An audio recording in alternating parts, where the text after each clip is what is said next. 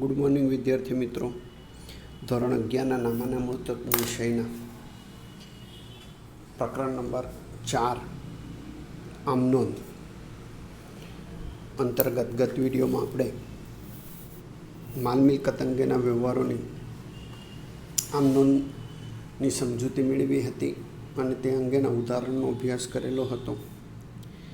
આજે વિદ્યાર્થી મિત્રો આપણે માલની અન્ય રીતે જાવક ના વ્યવહારો અંગે અભ્યાસ કરવાના છીએ. મિત્રો, ગત વિડીયોમાં માલને લગતા એટલે કે ખરીદી, વેચાણ, ખરીદ પરત અને વેચાણ પરત અંગેના વ્યવહારો આપણે જોયા હતા.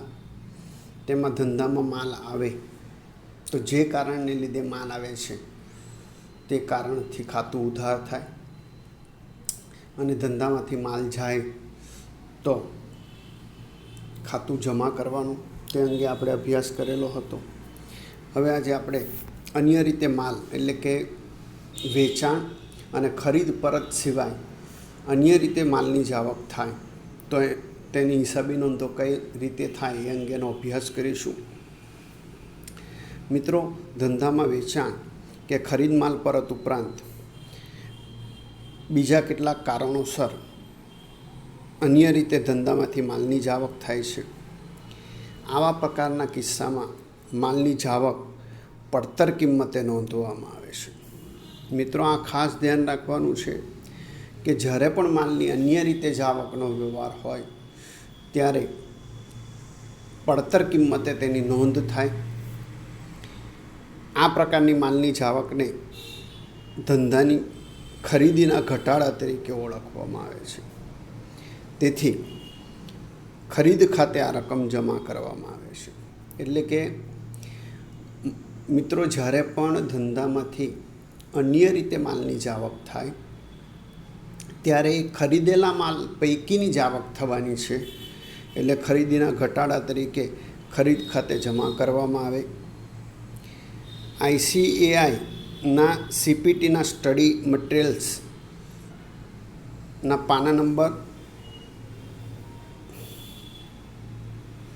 2.23ના આધારે આ સમજૂતી આપવામાં આવી છે, જેની હિસાબી નોંધ તે મુજબ કરવી પડે તે અંગે ટૂંકમાં ખ્યાલ મેળવીએ. એટલે મિત્રો, અહીંયા આપણે એક વાત યાદ રાખવાની છે કે જ્યારે પણ અન્ય રીતે માલની જાવક થતી હોય ત્યારે એ માલ ખરીદી પૈકી ઘટે છે, એટલે ખરીદ ખાતું જમા કરવાનું રહેશે. મિત્રો, આવી અન્ય રીતે માલની જાવકમાં નીચે મુજબની માલની જાવક હોય, જેમાં પહેલું અંગત વપરાશ માટે લીધેલ માલ. અંગત વપરાશ એટલે ધંધાનો માલિક પોતાના અંગત ઉપયોગ માટે કે પોતાના પરિવારના ઉપયોગ માટે ધંધામાંથી લઈ જાય. જ્યારે ધંધાનો માલિક પોતાના અંગત વપરાશ માટે ધંધામાંથી માલ લઈ જાય ત્યારે માલની પડતર કિંમત જેટલી રકમનું નામું લખવું જરૂરી બને છે.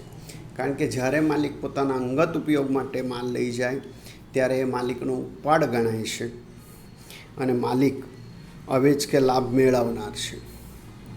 તેથી લેનાર ખાતે એટલે કે વ્યક્તિ લાભ લેનાર છે એટલે તેના ખાતે ઉધારના નિયમથી માલિકનું એટલે કે ઉપાડનું ખાતું ઉધાર થશે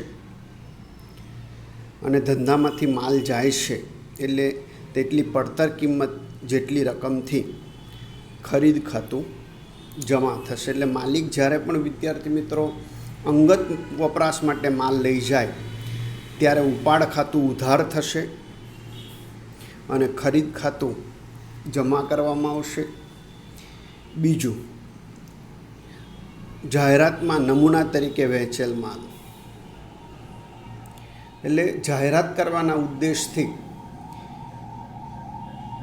નમૂના તરીકે જ્યારે માલ આપવામાં આવે ત્યારે જાહેરાતનો હેતુ છે અને ગ્રાહકને જાહેરાતના હેતુથી સેમ્પલ તરીકે માલ મફત આપવામાં આવે છે.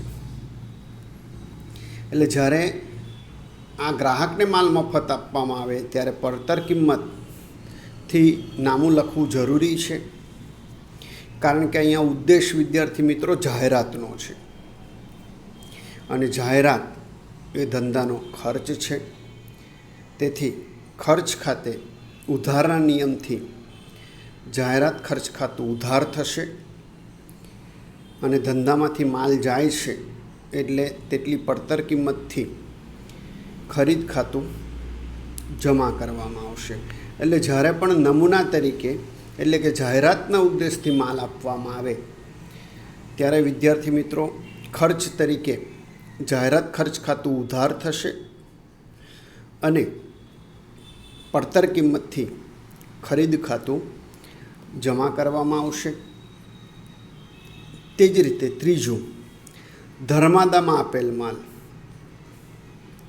એટલે વેપારી, ધાર્મિક સંસ્થા કે ચેરિટેબલ ટ્રસ્ટ કે અન્ય રીતે સેવાકીય પ્રવૃત્તિ માટે ધંધામાંથી જ્યારે માલ આપે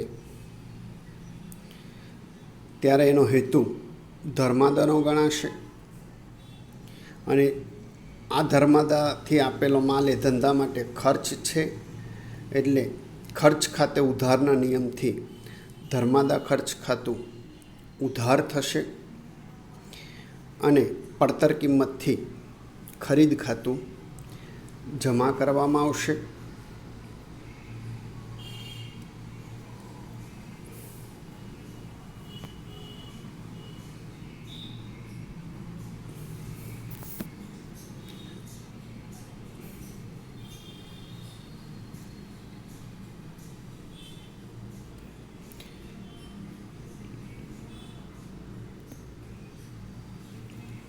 આગળ, આગથી બળી ગયેલો માલ। વિદ્યાર્થી મિત્રો, આગથી બળી ગયેલા માલનો વ્યવહારમાં તમારે થોડી કાળજીઓ રાખવાની છે। મિત્રો, આકસ્મિક સંજોગોમાં વેપારીની દુકાન કે ગોડાઉનમાં આગ લાગે અને માલ બળી જાય તો તે ધંધાનું નુકસાન છે, કારણ કે આ જે માલ બળી ગયો હશે મિત્રો તે વેપારીએ ખરીદેલો હશે અને બદલામાં કિંમત ચૂકવી હશે। હવે આવો માલ બળી જાય તો એ સ્વાભાવિક છે કે ધંધાનું નુકસાન થાય। તેથી નુકસાન કે ખર્ચ ખાતે ઉધારના નિયમથી આગથી થયેલ નુકસાનનું ખાતું ઉધારવામાં આવે અને માલ બળી જાય છે એટલે કે ધંધામાંથી માલ જાય છે તેથી તેટલી પડતર કિંમતે ખરીદ ખાતું જમા કરવામાં આવે છે। હવે મિત્રો,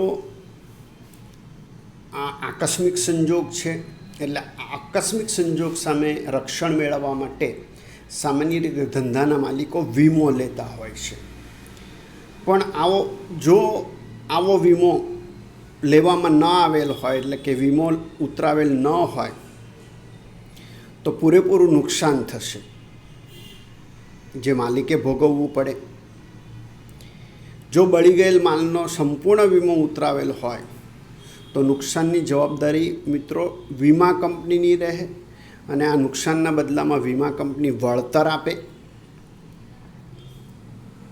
એટલે જો આવો વીમો ઉતરાવેલો હોય અને વીમા કંપની દાવો મંજૂર કરે એટલે કે નુકસાનીની રકમ આપવાનું સ્વીકારે તો દાવાની રકમ વીમા કંપની ખાતે, વીમા કંપની આપણી દેવાદાર બને એટલે વીમા કંપની ખાતે ઉધારવામાં આવે અને ખરીદ ખાતું જમા કરવામાં આવે।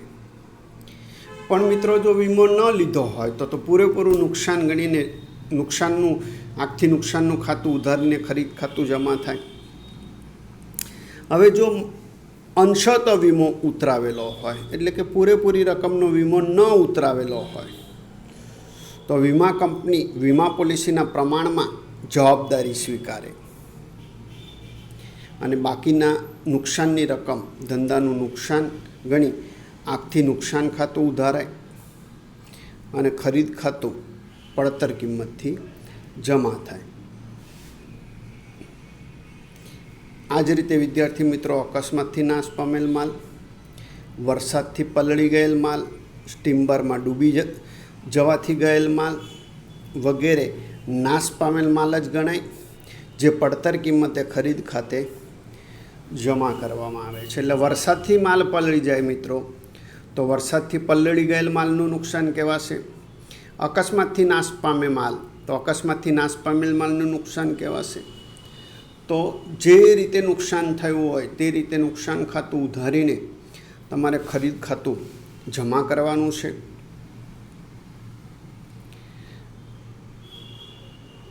આગળનો મુદ્દો, નમૂના તરીકે મફત મળેલ માલ. મિત્રો, નમૂના તરીકે માલ મફત મળે. આગળ હતું મફત આપવામાં આવે, એટલે ત્યાં હેતુ જાહેરાતનો બની જાય અને ખર્ચ ગણાય. પણ જ્યારે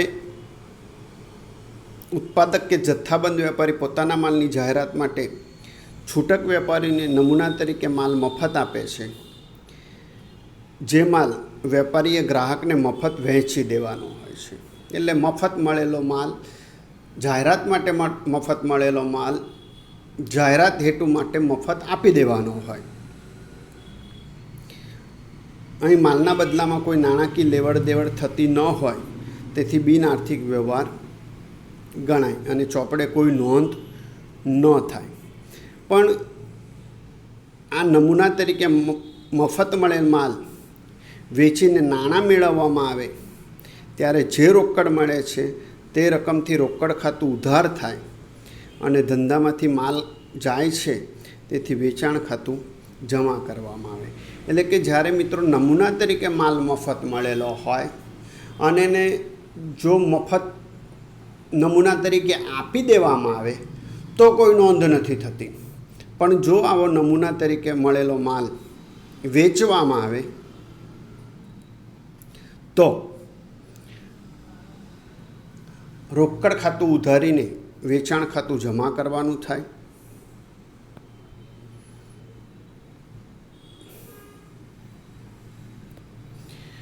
મિત્રો, આગળનો મુદ્દો છે ધંધામાંથી ચોરાઈ ગયેલ માલ, એટલે કે ચોરીથી ગયેલો માલ. જ્યારે વેપારીની દુકાન કે ગોડાઉનમાંથી માલની ચોરી થાય ત્યારે ધંધાના માલની પડતર કિંમત જેટલું નુકસાન થાય છે, તેથી ખર્ચ કે નુકસાન ખાતે ઉધારના નિયમથી ચોરીથી થયેલ નુકસાનનું ખાતું ઉધાર થાય અને માલની પડતર કિંમતથી ખરીદ ખાતું જમા કરવામાં આવે છે. ટૂંકમાં મિત્રો, માલની અન્ય રીતે જાવકમાં જે રીતે માલની જાવક થઈ હોય તે રીતથી માલની જાવકનું ખાતું ઉધારીને ખરીદ ખાતું જમા કરવાનું છે. એટલે કે ઉપાડ થયો હોય તો ઉપાડ ખાતું ઉધારવાનું અને બાકીની સંજોગમાં નુકસાનનું ખાતું ઉધારીને ખરીદ ખાતું જમા થાય છે. પણ જો નમૂના તરીકે માલ મફત મળેલો હોય તો એની કોઈ ચોપડે નોંધ નથી થતી. પણ જો આવો નમૂના તરીકે મફત મળેલો માલ વેચવામાં આવે તો રોકડ ખાતું ઉધારીને વેચાણ ખાતું જમા કરવાનું થાય. હવે મિત્રો, આપણે જે કંઈક મુદ્દા જોયા તેમાં માલની લેવડ દેવડથી અસ્તિત્વમાં આવતા માલના ખાતા અંગેની હિસાબી માહિતીનો ચાર્ટ આપણને નીચે મુજબ આપી દેવામાં આવેલો છે.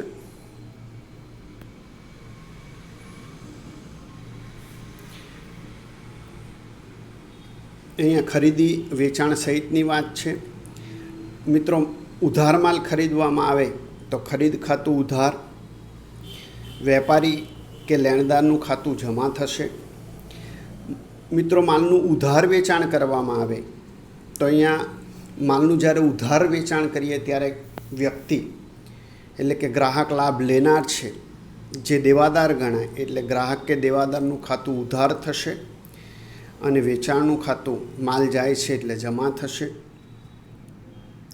ત્રીજું, ઉધાર વેચેલ માલ પૈકી માલ પરત મળે, એટલે વેચેલો માલ પાછો આવે તો ધંધામાં માલ આવે છે અને જે વેચાણ પૈકીનો માલ ધંધામાં આવે છે એટલે વેચાણ માલ પરત ખાતું ઉધાર. અને આ માલ પરત કરનાર ગ્રાહક કે દેવાદાર હશે એટલે કે લાભ આપનાર ખાતે જમાના નિયમ મુજબ ગ્રાહક કે દેવાદારનું ખાતું જમા થશે. ચોથું, ઉધાર ખરીદેલ માલ પૈકી આપણે માલ પરત કરીએ એટલે ખરીદેલો માલ પરત કરવામાં આવે તો ધંધામાંથી માલ જાય અને આ માલ પરત લેનાર વ્યક્તિ હશે એટલે કે વેપારી કે લેણદાર હશે એટલે વેપારી કે લેણદાર ખાતે ઉધાર તે ખરીદ માલ પરત ખાતે જમા. હવે આગળ વિદ્યાર્થી મિત્રો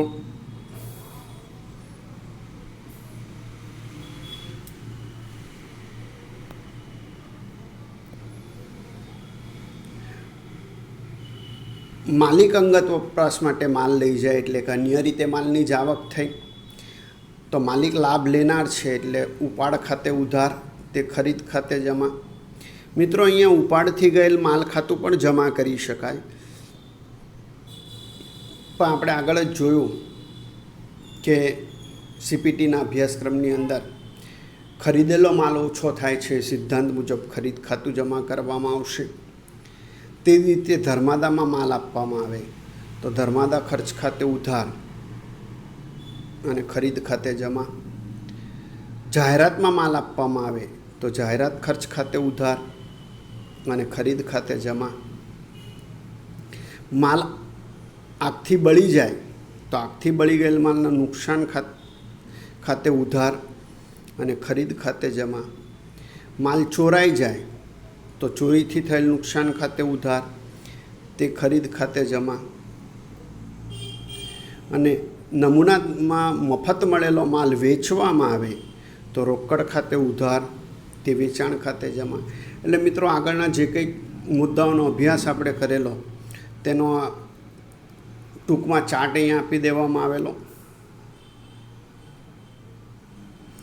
મિત્રો હવે આપણે માલની વિવિધ રીતે જાવક અંગેના વ્યવહારોની આમનોંધ અંગેના ઉદાહરણ જોઈશું.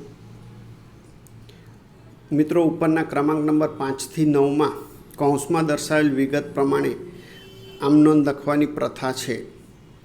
એટલે કે જે કારણને લીધે માલ ગયો હોય તે કારણથી ગયેલ માલનું ખાતું જમા કરવાની પ્રથા છે, પણ વર્તમાન સમયમાં આ રકમ ખરીદ ખાતે જમા કરવામાં આવે છે. એટલે આપણે ખરીદ ખાતે જે રકમ જમા કરવાની છે.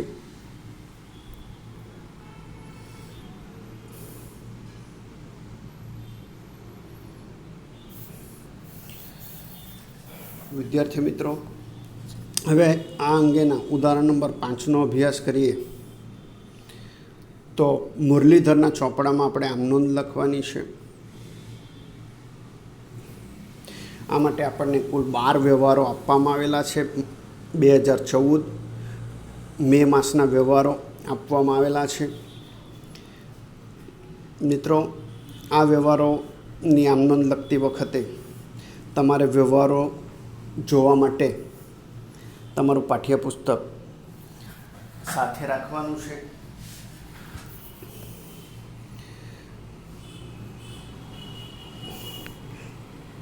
આપણે મિત્રો એક પછી એક વ્યવહારો વાંચતા જઈએ અને એ અંગેની આમનોંધ જોતા જઈએ.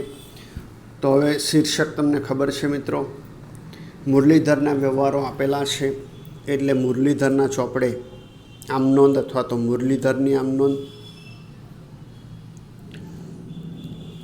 ખાના, તારીખ, વિગત, ખાપા, ઉધાર રકમ અને જમા રકમ, વર્ષ 2014 મે માસ, ત્યારબાદ ક્રમિક તારીખો જે હશે તે લખીશું. મિત્રો પહેલો વ્યવહાર છે કે 1000નો માલ અંગત વપરાશ માટે લઈ ગયા.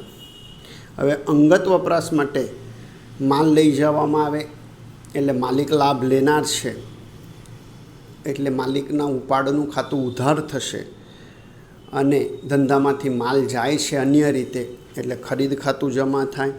એટલે આપણી આમનોંધ થશે ઉપાડ ખાતે ઉધાર તે ખરીદ ખાતે જમા. બાબત જે લેખાશે 1000નો માલ અંગત વપરાશ માટે લઈ ગયા તેના વ્યવહાર પૂરો થયો એટલે આ મુજબ એક લીટી બનાવી દેવાની છે. 3 તારીખનો વ્યવહાર જોઈએ મિત્રો તો 700નો માલ આગમાં નાશ પામ્યો. હવે વિદ્યાર્થી મિત્રો આગમાં માલ નાશ પામે છે અને આગમાં નાશ પામેલા માલનો વીમો ઉતરાવવામાં નથી આવેલો એટલે પૂરેપૂરું નુકસાન થશે. એટલે નુકસાનનું કારણ આગ છે અને નુકસાનનું ખાતું ઉધાર થાય ઉપજ ખર્ચના નિયમ મુજબ, એટલે આમ નોંધ થશે આગથી થયેલ નુકસાન ખાતે ઉધાર 700, તે ખરીદ ખાતે જમા 700. બાબત જે લખાશે 7,000નો માલ આગથી નાશ પામ્યો તેના. 5 તારીખનો વ્યવહાર 500નો માલ ચોરાઈ ગયો. હવે માલ ચોરાઈ જાય છે અને ધંધામાંથી માલ ચોરાઈ જાય એટલે મિત્રો એ ધંધાનું નુકસાન છે અને નુકસાન ઉધાર થાય એટલે આમ નોંધ થશે ચોરીથી થયેલ નુકસાન ખાતે ઉધાર 500, તે ખરીદ ખાતે જમા 500. બાબત જે આવશે 500નો માલ ચોરાઈ ગયો તેના. મિત્રો જ્યારે પણ માલની અન્ય રીતે જ આવક થાય ત્યારે બધા જ સંજોગોમાં ખરીદ ખાતું જમા કરવાનું છે, કારણ કે ખરીદેલા માલ પૈકીનો માલ ધંધામાંથી ઓછો થાય છે. 8 તારીખનો વ્યવહાર. હવે મિત્રો 8 તારીખના વ્યવહારમાં લખેલું છે કે પોલીસ તપાસમાં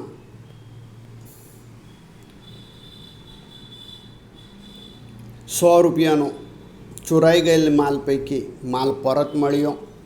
એટલે જે માલ ચોરાઈ ગયેલો તેમાંથી ₹100નો માલ પાછો આવે છે.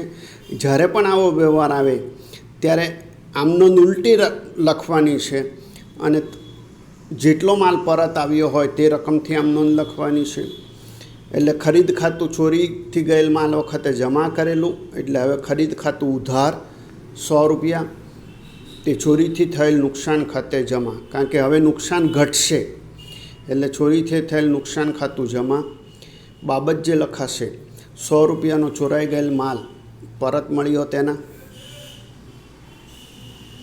12 તારીખનો વ્યવહાર જોઈએ તો કે 12 તારીખના વ્યવહારમાં મિત્રો લખેલું છે કે 2500નો માલ બળી ગયો. વીમા કંપનીએ તેનો દાવો મંજૂર રાખ્યો. હવે વીમા કંપની દાવો મંજૂર રાખે એટલે મિત્રો જેટલો માલ ચોરાઈ ગયો તેટલી રકમ આપણને વીમા કંપની આપશે. એટલે વીમા કંપની ખાતે ઉધાર 2500, તે ખરીદ ખાતે જમા 2500. બાબત જે આવશે વીમા કંપનીએ 2500નો દાવો મંજૂર કર્યો તેના, અથવા તો બળી ગયેલ માલનો વીમા કંપનીએ પૂરી રકમનો દાવો મંજૂર કર્યો તેના. હવે મિત્રો 15 તારીખનો વ્યવહાર આપણો છે કે 4000નો માલ જહાજ ડૂબી જવાથી તણાઈ ગયો, જેનો વીમા કંપનીએ 50% રકમનો દાવો મંજૂર કર્યો. મિત્રો 50% રકમનો દાવો મંજૂર કરવામાં આવે છે એટલે અડધી રકમ આપણને વીમા કંપની પાસેથી મળશે. એટલે 4000ના માલ પૈકી 50% રકમ એટલે 2000 વીમા કંપની મંજૂર કરે, એટલે વીમા કંપની ખાતે ઉધાર 2000. હવે માલ ડૂબી ગયો અને 2000 નથી મળવાના, એટલે માલ ડૂબવાથી થયેલ નુકસાન ખાતે ઉધાર 2000, તે ખરીદ ખાતે જમા 4000. બાબત જે આવશે 4000ની કિંમતનો માલ બળી ગયો, વીમા કંપની પાસે 2000નો દાવો મંજૂર થયો તેના. અથવા એવું પણ લખાય મિત્રો કે 4000ની કિંમતનો માલ ડૂબી ગયો, જેનો વીમા કંપનીએ 50% રકમનો દાવો મંજૂર કર્યો તેના. હવે મિત્રો 16 તારીખનો વ્યવહાર જોઈએ તો 16 તારીખના વ્યવહારમાં એવું કહેશે કે 500નો માલ ધર્માદામાં આપવામાં આવેલો છે.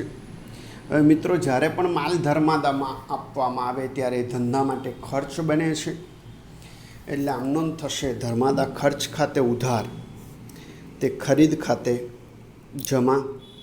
બાબત જે આવશે 500નો માલ ધર્માદામાં આપ્યો તેના.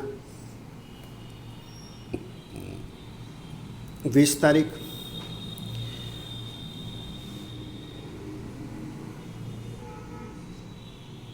માં વ્યવહાર એવો લખે છે મિત્રો કે જાહેરાત માટે 200નો માલ નમૂના તરીકે મફત વેચ્યો, એટલે અહીંયા જાહેરાતનો હેતુ છે, એટલે જાહેરાત ખર્ચ ખાતે ઉધાર 200, તે ખરીદ ખાતે જમા 200. 22 તારીખનો વ્યવહાર મિત્રો જોઈએ તો 22 તારીખના વ્યવહારમાં લખે છે ઉત્પાદક પાસેથી 400નો માલ મફત નમૂના તરીકે મળ્યો. હવે મિત્રો જ્યારે પણ માલ નમૂના તરીકે મફત મળે ત્યારે તો બિનઆર્થિક વ્યવહાર છે, કારણ કે એક પક્ષીય વ્યવહાર છે, એટલે 22 તારીખનો વ્યવહાર બિનઆર્થિક છે, એટલે એની કોઈ નોંધ નહીં થાય. 25 તારીખના વ્યવહારમાં એવું લખે છે કે તારીખ 22ના રોજ મળેલો માલ 300 રૂપિયામાં વેચ્યો. હવે 22 તારીખના રોજ જે માલ મળેલો એ મફત જાહેરાતના હેતુ માટે મળેલો, પણ એ વેચવામાં આવે છે, એટલે આગળની થિયરી મુજબ મિત્રો નોંધ થશે રોકડ ખાતે ઉધાર 300, તે વેચાણ ખાતે 300. બાબત જે લખાશે 300નો માલ જાહેરાત માટે મળેલ, તે વેચ્યો તેના. 28 તારીખ મિત્રો 28 તારીખના વ્યવહારમાં તમે જો તો 28 તારીખના વ્યવહારમાં એવું જણાવે છે કે 1500નો માલ આગથી નાશ પામ્યો અને વીમા કંપનીએ 900નો દાવો મંજૂર કર્યો, અને બળી ગયેલો જે માલ હતો આગથી તે ભંગાર વેચતા 200 ઉપજ થઈ. એટલે 1500નો માલ બળી ગયો મિત્રો, જેમાંથી વીમા કંપનીએ 900 આપવાનું સ્વીકાર્યું, અને બળી ગયેલો માલ વેચતા 200 મળે છે, એટલે વીમા કંપની પાસેથી 900 મળવાના, એટલે વીમા કંપની ખાતે ઉધાર 900, કારણ કે લેણું છે. હવે આ ભંગાર તરીકે માલ વેચતા 200 ઉપજ્યા, એટલે 200 રૂપિયા ધંધામાં આવે, એટલે રોકડ ખાતે ઉધાર 200. હવે ટોટલ 1500માંથી 900નો માલ વીમા કંપનીએ આપવાનું કીધું, અને 200 ઉપજ્યા એટલે 1100 થયા. 400 રૂપિયા મળવાના નથી, એટલે 400 રૂપિયાના નુકસાન તરીકે આગથી થયેલ નુકસાન ખાતે ઉધાર 400, તે ખરીદ ખાતે જમા 1500. બાબત જે લખાશે 1500નો માલ આગથી નાશ પામ્યો, વીમા કંપનીએ 900નો દાવો મંજૂર કર્યો, અથવા વીમા કંપની પાસે 900 લેણા થયા, અને રોકડ ઉપજ 200 થઈ.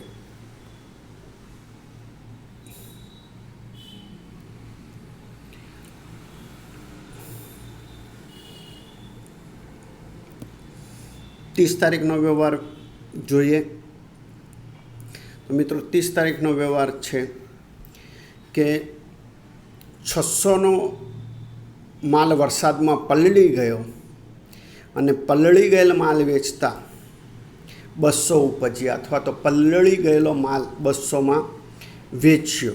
એટલે મિત્રો 600નો માલ પલળી ગયો, જે 200માં વેચી દીધો, એટલે 400 રૂપિયાનું નુકસાન થશે. હવે 200 રૂપિયામાં પલળી ગયેલ માલ વેચી દીધો, એટલે ધંધામાં 200 રૂપિયા આવશે, એટલે રોકડ ખાતે ઉધાર 200. 400 રૂપિયાનું નુકસાન છે, એટલે પલળી ગયેલ માલના નુકસાન ખાતે ઉધાર 400, તે ખરીદ ખાતે જમા 600. બાબત જે મિત્રો લખવાની છે 600નો માલ વરસાદથી પલળી ગયેલો, જે 200માં વેચ્યો, અને બાકીની રકમ નુકસાન તરીકે ઉધારી અથવા માંડીવાળી તેના. હવે બધા જ વ્યવહારોની મિત્રો આમ નોંધ પૂરી થાય છે, એટલે આગળ મુજબ તમારે સરવાળો કરી દેવાનો છે. મિત્રો આજે આપણે માલની અન્ય રીતે જાવકના ઉદાહરણનો અભ્યાસ કર્યો.